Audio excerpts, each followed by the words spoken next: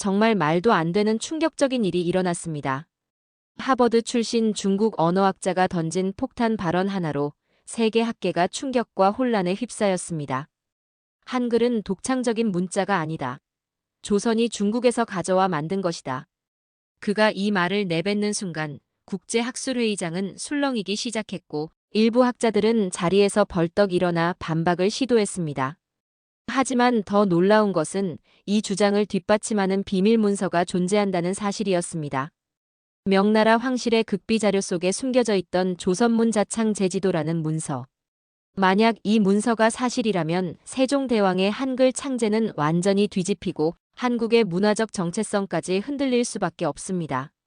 더 충격적인 것은 이 논란이 단순한 역사적 논쟁이 아니라 현대 외교와 국가 전략까지 뒤흔드는 거대한 흐름과 연결되어 있다는 사실입니다. 과연 이 모든 논란의 진실은 무엇이며 누가 이 역사적 사건의 배후에 있는 걸까요? 전 세계 언어학자들을 경악하게 만든 숨겨진 진실, 지금 공개합니다. 저는 미국 국립문자연구소 소속 연구원 로버트 윌슨입니다. 문자학을 전공했고 특히 동아시아 문자에 관심이 많았죠. 그날은 중국 상하이에서 열린 세계 문자학 컨퍼런스에 참석한 날이었습니다.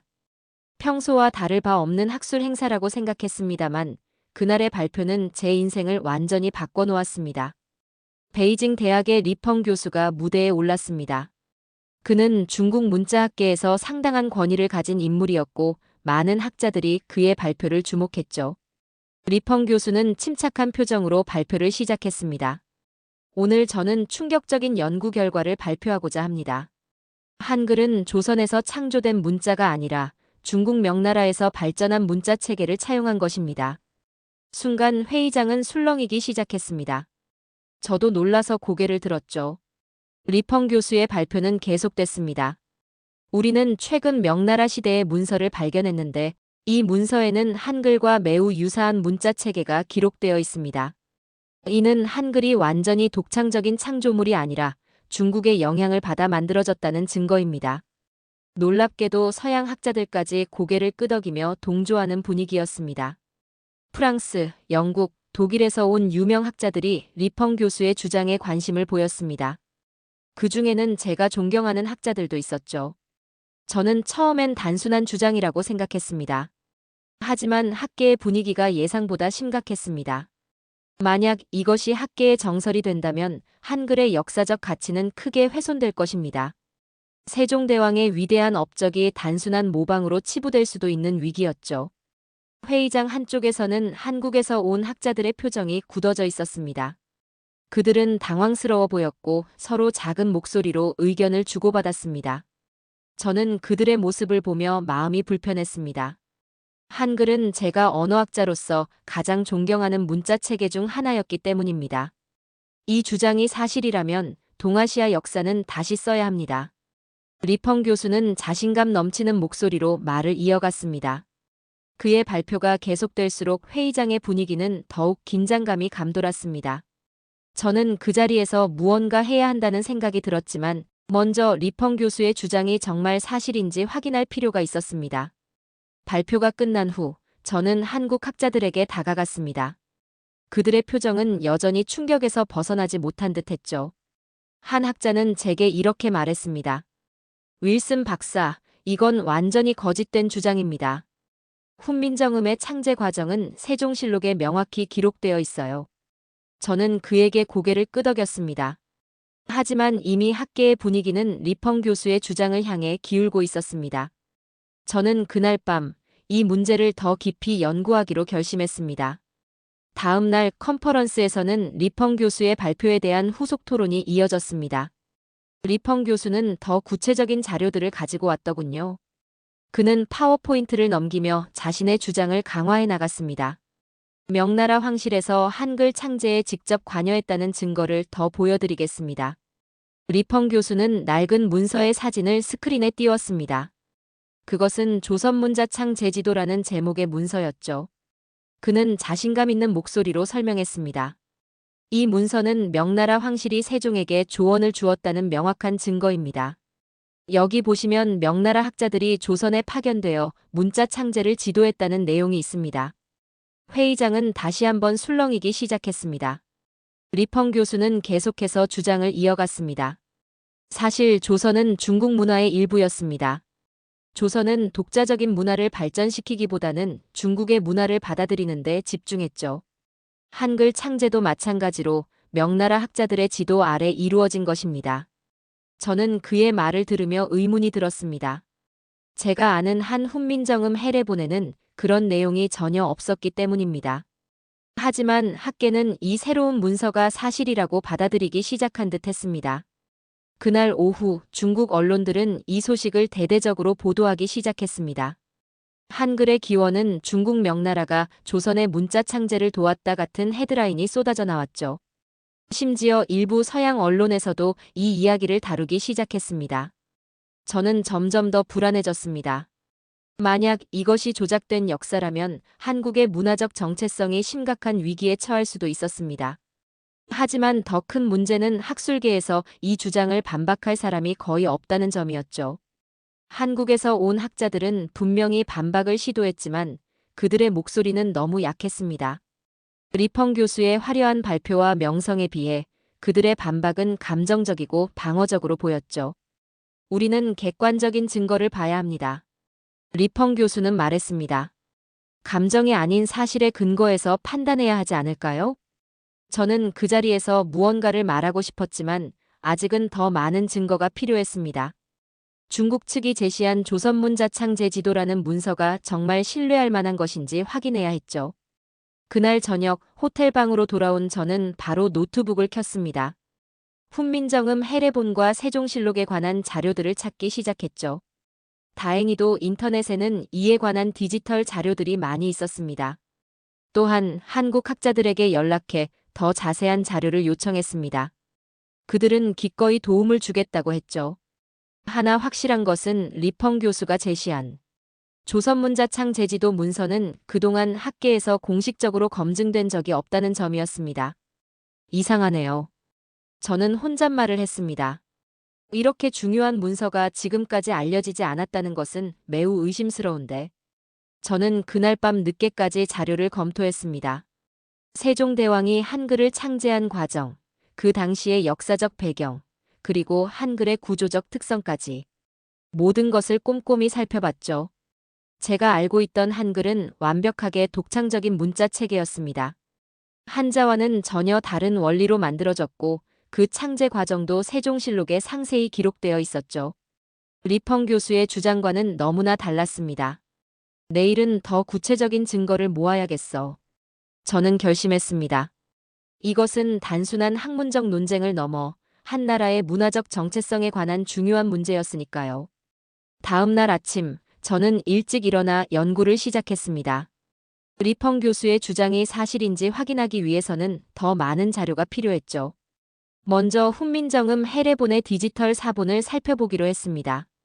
다행히 한국 학자들이 보내준 자료 덕분에 원본에 가까운 형태로 볼 수 있었습니다.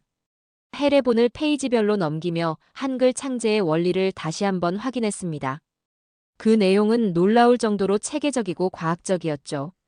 자음은 발음기관의 모양을 본떠 만들어졌고 모음은 하늘과 땅, 사람을 상징하는 철학적 원리를 담고 있었습니다. 이건 정말 독창적인 체계야. 저는 감탄했습니다. 한글의 창제 원리는 한자와는 근본적으로 다른 접근법을 취하고 있었으니까요. 다음으로 세종실록을 검토했습니다. 세종실록에는 한글 창제 과정이 상세히 기록되어 있었습니다. 세종대왕이 어떤 목적으로 어떤 과정을 거쳐 한글을 만들었는지 명확히 설명되어 있었죠. 여기에는 명나라의 개입이나 중국 학자들의 지도에 관한 내용은 전혀 없었습니다.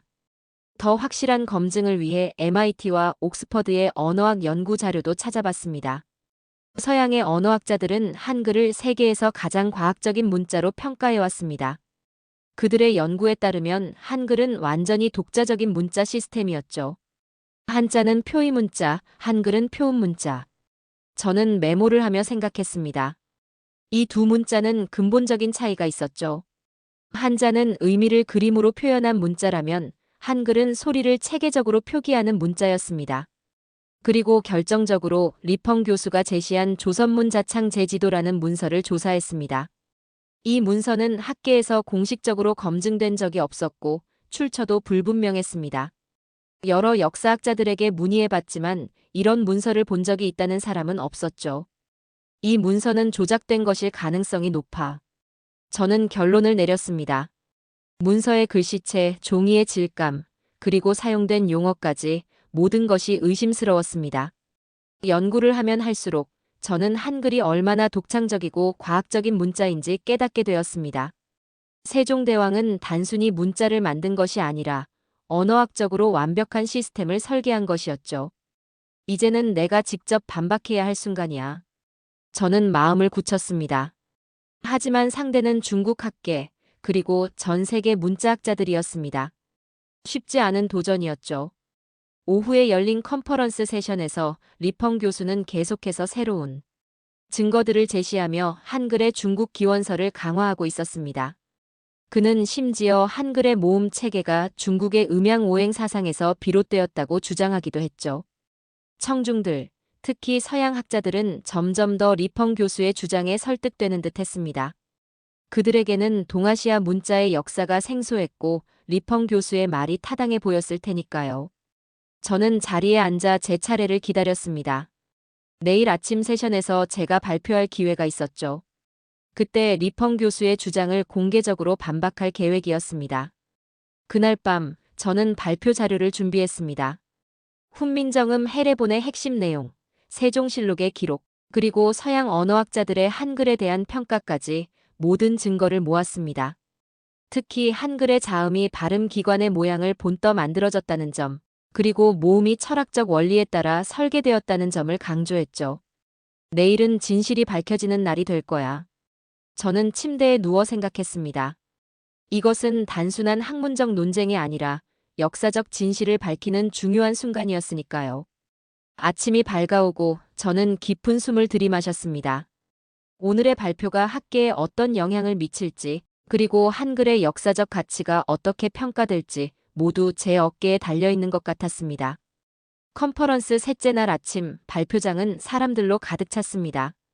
리펑 교수의 충격적인 주장에 평소보다 많은 학자들이 모여들었죠. 저는 발표 자료를 확인하며 깊은 숨을 들이마셨습니다. 다음은 미국 국립문자연구소의 로버트 윌슨 박사님 발표입니다. 저는 무대에 올랐습니다. 청중 사이에서 리펑 교수가 자신감 넘치는 표정으로 저를 바라보고 있었습니다. 안녕하십니까?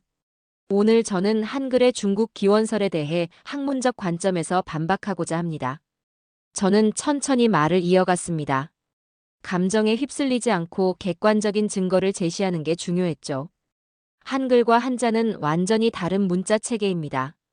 한자는 표의 문자이고 한글은 표음 문자입니다. 한자는 수천 개의 글자를 외워야 하지만 한글은 단 24개의 문자로 모든 소리를 표현할 수 있어요. 저는 화면에 훈민정음 해례본 이미지를 띄웠습니다. 이것은 훈민정음 해례본입니다. 1446년에 발간된 이 책에는 한글의 창제 원리가 상세히 설명되어 있어요. 한글의 자음은 발음 기관의 모양을 본떠 만들어졌습니다. 기역, 니은, 미음, 시옷 등의 자음을 화면에 띄우며 각각의 원리를 설명했습니다. 청중들은 점점 관심을 보였고 일부 서양 학자들은 노트를 적기 시작했습니다. 한글의 모음 체계는 하늘, 땅, 사람이라는 철학적 개념을 바탕으로 설계되었어요. 이는 중국 문자와는 근본적으로 다른 접근법입니다. 이어서 조선문자창 제지도 문서의 문제점을 지적했습니다. 리펑 교수가 제시한 문서는 학계에서 공식적으로 검증된 적이 없습니다. 문서 감정 결과 최근에 만들어진 위조 문서일 가능성이 높아요. 문서 감정 전문가의 분석 결과를 보여주자 청중들 사이에서 술렁임이 일어났습니다. 리펑 교수의 표정이 굳어졌죠. 세종실록에는 한글 창제 과정이 상세히 기록되어 있지만 명나라의 개입이나 중국 학자들의 지도에 관한 내용은 전혀 없습니다. 세종대왕은 독자적으로 한글을 창제했어요. 발표가 끝나자 질의응답 시간에 여러 학자들이 질문을 던졌고 저는 객관적이고 학문적인 답변을 제공했습니다. 프랑스에서 온 언어학자 미셸 교수는 말했습니다. 윌슨 박사의 발표는 매우 설득력이 있었습니다. 한글이 이렇게 체계적이고 과학적인 원리로 만들어졌다는 사실은 정말 놀랍네요. 발표 후 한국 학자들이 저를 찾아와 감사의 인사를 전했습니다. 그들의 눈에는 기쁨과 안도의 표정이 역력했죠. 윌슨 박사님, 정말 감사합니다. 덕분에 한글의 진정한 가치를 세계에 알릴 수 있게 되었어요. 저는 미소를 지었습니다. 이것은 단지 시작일 뿐이었습니다. 제 발표가 끝난 뒤 휴식 시간에 컨퍼런스장은 열띤 토론으로 가득했습니다. 서양 학자들은 한글에 대한 새로운 관점에 흥미를 보였고 일부는 제게 더 자세한 질문을 던졌죠. 하지만 이런 분위기는 오래가지 못했습니다. 리펑 교수가 단상에 다시 올랐기 때문이었죠. 그의 얼굴은 굳어 있었지만 목소리는 여전히 단호했습니다. 윌슨 박사의 발표는 흥미로웠습니다만 몇 가지 중요한 역사적 사실을 간과하고 있습니다. 리펑 교수는 화면에 새로운 자료를 띄웠습니다. 조선과 명나라의 관계를 보여주는 역사적 문서들이었죠. 역사적 사실을 말씀드리겠습니다. 조선은 명나라에 조공을 바쳤고 4대 관계였습니다. 조선은 독자적인 문명을 형성할 능력이 없었어요. 그의 말에 회의장은 다시 한번 긴장감으로 가득 찼습니다. 리펑 교수는 계속해서 말을 이어갔습니다. 한글의 모음 체계는 명백히 중국의 음양오행 사상에서 비롯된 것입니다. 이는 조선이 중국 문화의 영향 없이는 이런 체계를 발전시킬 수 없었다는 증거죠. 서양 학자 중 일부는 다시 고개를 끄덕이기 시작했습니다. 중국과 조선의 역사적 관계에 대한 지식이 부족한 그들에게 리펑 교수의 주장은 그럴듯하게 들렸던 것 같습니다. 저는 메모를 하며 리펑 교수의 주장을 귀에 깊게 들었습니다. 그의 논리에는 여러 허점이 있었지만 많은 학자들이 그것을 알아채지 못하는 듯했죠. 베이징 대학의 장 교수도 발언권을 얻어 말했습니다. 훈민정음 해례본은 물론 중요한 자료입니다. 하지만 그것만으로는 한글이 독창적이라는 결정적 증거가 될 수 없어요. 당시 조선은 문화적으로 중국에 종속되어 있었기 때문이죠. 저는 자리에서 일어나 반박하고 싶었지만 사회자가 다음 발표자를 소개하며 토론을 마무리했습니다. 일부 서양 학자들이 제게 동정적인 시선을 보냈지만 대부분은 여전히 혼란스러워 보였습니다. 휴식 시간에 영국에서 온 톰슨 교수가 제게 다가왔습니다. 윌슨 박사, 당신의 발표는 매우 설득력 있었어요. 하지만 리펑 교수의 주장도 만만치 않군요. 우리 같은 서양 학자들에게는 동아시아 역사의 복잡한 관계를 이해하기 어렵습니다. 저는 그에게 차분히 대답했습니다. 톰슨 교수님, 문화적 종속과 문자 체계의 독창성은 별개의 문제입니다. 로마자를 사용하는 여러 국가들처럼 문화적 영향과 문자의 독창성은 구분해서 봐야 합니다. 회의장을 둘러보니 여러 학자들이 작은 그룹으로 모여 토론하고 있었습니다. 한글 문제는 이미 이번 컨퍼런스의 가장 뜨거운 이슈가 되어 있었죠. 한국에서 온 김 교수가 제게 다가와 말했습니다. 윌슨 박사님, 내일은 한자의 기원에 대해 발표하신다고 들었습니다. 정말 기대됩니다. 저는 고개를 끄덕였습니다. 내일의 발표는 오늘보다 더 논쟁적일 것이었죠. 저는 한자의 기원에 대한 새로운 시각을 제시할 계획이었으니까요. 네, 준비하고 있습니다. 한자가 중국에서 발전한 것은 맞지만 그 초기 형성 과정에서 동이족이 중요한 역할을 했다는 증거들이 있어요. 김 교수의 눈이 반짝였습니다. 그는 희미하게 미소를 지으며 말했습니다. 내일의 발표가 정말 기대되네요. 저는 호텔로 돌아가 내일의 발표를 위한 마지막 준비를 했습니다. 이번에는 한자의 기원에 대한 새로운 시각을 제시할 것이었죠. 이것이 전체 논쟁의 판도를 바꿀 수 있기를 바랐습니다. 컨퍼런스 넷째 날, 저는 한자의 기원에 관한 발표를 위해 단상에 섰습니다. 전날보다 더 많은 학자들이 모여 있었고, 특히 중국 학자들이 대거 참석해 있었습니다. 리펑 교수도 앞줄에 앉아 저를 주시하고 있었죠. 안녕하십니까, 로버트 윌슨입니다. 오늘 저는 한자의 기원에 대한 새로운 관점을 제시하고자 합니다. 회의장은 갑자기 조용해졌습니다. 한자의 기원은 중국 학자들에게 매우 민감한 주제였으니까요. 한자가 중국에서 발전한 것은 분명한 사실입니다. 이 점에 대해서는 어떤 이견도 없습니다. 하지만 초기 문자 형성 과정에서 동이족이 중요한 영향을 미쳤을 가능성이 있습니다. 중국 학자들이 불편한 기색을 보였지만 저는 차분하게 계속했습니다. 중국 산둥성과 요녕성에서 발견된 기원전 3000년경의 유물에서 동이족의 문자로 추정되는 흔적이 발견되었습니다. 이 문자들은 초기 한자의 형태와 유사점을 보입니다. 저는 슬라이드로 고대 유물과 초기 한자의 비교 이미지를 보여주었습니다. 청중들은 더욱 집중했고 일부 서양 학자들은 놀란 표정이었습니다. 더 주목할 만한 것은 중국 최초의 자전인 설문해자에도 동이가 글씨에 능했다는 기록이 있다는 점입니다. 저는 설문해자의 관련 구절을 화면에 띄웠습니다. 이제 중국 학자들도 완전히 집중하고 있었습니다. 이것이 한자가 동이족에 의해 만들어졌다는 뜻은 아닙니다. 다만 한자의 초기 발전 과정에서 동이족의 영향이 있었을 가능성을 고려해 볼 필요가 있다는 뜻입니다. 저는 조심스럽게 말을 이어갔습니다. 이 주제는 매우 민감했기 때문에 신중하게 접근하는 것이 중요했죠. 학문의 목적은 진실을 찾는 것입니다. 우리는 기존의 시각에서 벗어나 새로운 증거들을 바탕으로 역사를 재조명할 필요가 있습니다. 발표가 끝나고 질의응답 시간이 시작되자마자 리펑 교수가 손을 들었습니다. 그의 표정은 굳어 있었습니다. 윌슨 박사, 당신의 주장은 학문적 근거가 매우 부족합니다. 몇몇 유물과 설문해자의 한 구절만으로 한자의 기원의 의문을 제기하는 것은 매우 위험한 시도입니다. 저는 미소를 지으며 대답했습니다. 리펑 교수님, 저는 한자의 기원의 의문을 제기하는 것이 아닙니다.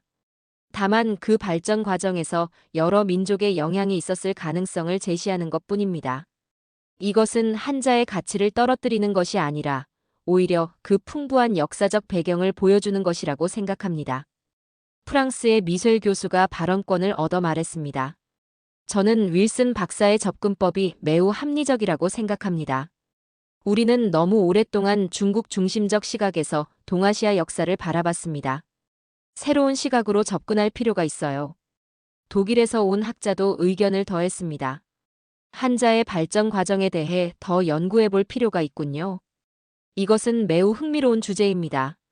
중국 학자들은 여전히 불편한 기색이었지만 서양 학자들은 새로운 시각에 흥미를 보이기 시작했습니다. 회의장의 분위기가 서서히 변하고 있었습니다. 발표가 끝난 후 여러 학자들이 저에게 다가와 더 많은 질문을 던졌습니다.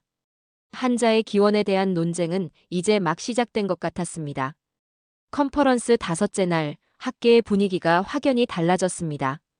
제 2차례 발표 이후 많은 학자들이 한글과 동아시아 문자의 역사에 대해 새롭게 생각하기 시작한 듯 했습니다. 아침 세션은 여러 학자들의 다양한 주제 발표로 진행되었고 점심 식사 후에는 종합 토론이 예정되어 있었죠. 프랑스의 미셸 교수가 저를 찾아와 말을 건넸습니다.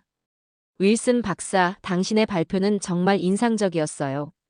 솔직히 말하자면 우리는 너무 중국 중심적 시각에서 역사를 바라봤던 것 같습니다. 미셸 교수는 한국의 역사적 위상에 대해 더 알고 싶어 했습니다. 그는 진심으로 궁금해하는 표정이었죠. 조선은 단순히 중국 문화를 모방한 것이 아니라 독자적인 문화를 발전시켰다는 말씀이군요. 저는 고개를 끄덕였습니다. 맞습니다. 조선은 중국의 영향을 받았지만 그것을 창의적으로 재해석하고 발전시켰어요. 한글은 그 대표적인 예죠. 미셸 교수뿐만 아니라 여러 서양 학자들이 한국의 역사와 문화에 관심을 보이기 시작했습니다. 그들은 이전에는 중국 학자들의 관점만 들어왔던 것 같았죠. 옥스퍼드에서 온 스미스 교수는 제게 이렇게 말했습니다. 한글이 정말 과학적인 원리로 만들어졌다는 점이 놀랍습니다. 당시 세계 어디에서도 볼 수 없었던 접근법이었군요. 저는 그에게 덧붙여 설명했습니다. 맞아요. 15세기에 이런 체계적인 문자 시스템을 설계했다는 것은 정말 놀라운 일입니다. 세종대왕은 단순한 임금이 아니라 뛰어난 학자이자 언어학자였다고 볼 수 있죠. 오후의 종합토론에서는 이번 컨퍼런스의 주요 주제들이 논의되었습니다. 당연히 한글과 한자의 기원에 관한 이야기가 중심을 이루었죠. 베를린 대학의 뮬러 교수가 의견을 제시했습니다.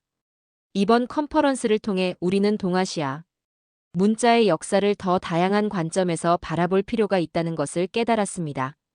한자가 중국에서 발전한 것은 사실이지만 그 과정에서 여러 민족의 영향이 있었을 가능성을 열어두어야 합니다. 리펑 교수를 비롯한 중국 학자들은 여전히 불편한 기색이었지만 이제는 전체 토론의 분위기를 주도하지 못했습니다. 학계의 무게 중심이 조금씩 변화하고 있었죠. 미셀 교수는 한 발 더 나아가 제안했습니다. 앞으로 우리는 한국의 문자와 문화에 대해 더 깊이 연구할 필요가 있습니다. 특히 한글의 창제 과정과 그 과학적 원리는 세계 문자학계에서 더 주목받아야 할 주제라고 생각합니다. 여러 학자들이 그의 제안에 동의했고 심지어 일부 중국 학자들도 고개를 끄덕였습니다. 그들 역시 학문적 진실을 추구하는 것이 중요하다는 점을 인정하는 듯했죠. 컨퍼런스 마지막 날 조직위원회는 다음 연구 주제로 동아시아 문자의 다양성과 상호 영향을 선정했습니다. 이것은 제가 제시한 새로운 관점이 학계에 영향을 미치기 시작했다는 증거였습니다. 한국 학자들은 기쁨을 감추지 못했습니다. 김 교수는 제게 다가와 감사의 말을 전했습니다. 윌슨 박사님, 당신의 용기와 학문적 열정에 진심으로 감사드립니다. 덕분에 한글의 가치가 세계에 알려지게 되었어요. 저는 겸손하게 미소를 지었습니다. 이것은 단지 시작일 뿐이었고 앞으로 더 많은 연구가 필요했으니까요. 컨퍼런스 마지막 날 모든 일정이 끝나고 폐회식이 진행되었습니다. 저는 단상에 올라 마지막 소감을 말할 기회를 얻었습니다. 많은 학자들이 귀를 기울이는 가운데 저는 차분하게 말을 시작했습니다. 이번 컨퍼런스를 통해 우리 모두는 많은 것을 배웠다고 생각합니다. 학문의 목적은 진실을 찾는 것입니다. 때로는 그 과정에서 우리가 믿어왔던 것들에 의문을 제기해야 할 때도 있죠. 저는 잠시 말을 멈추고 회의장을 둘러보았습니다. 서양 학자들은 고개를 끄덕였고 중국 학자들도 차분히 제 말을 듣고 있었습니다. 한글은 역사상 가장 과학적인 문자 중 하나입니다. 그리고 이제는 그 가치를 세계가 알아야 합니다. 한자 역시 인류의 위대한 문화유산이며 그 발전 과정에서 다양한 민족의 영향이 있었다는 사실은 한자의 가치를 떨어뜨리는 것이 아니라 오히려 높이는 것이라고 생각합니다. 리펑 교수를 포함한 중국 학자들의 표정이 조금 부드러워진 것 같았습니다.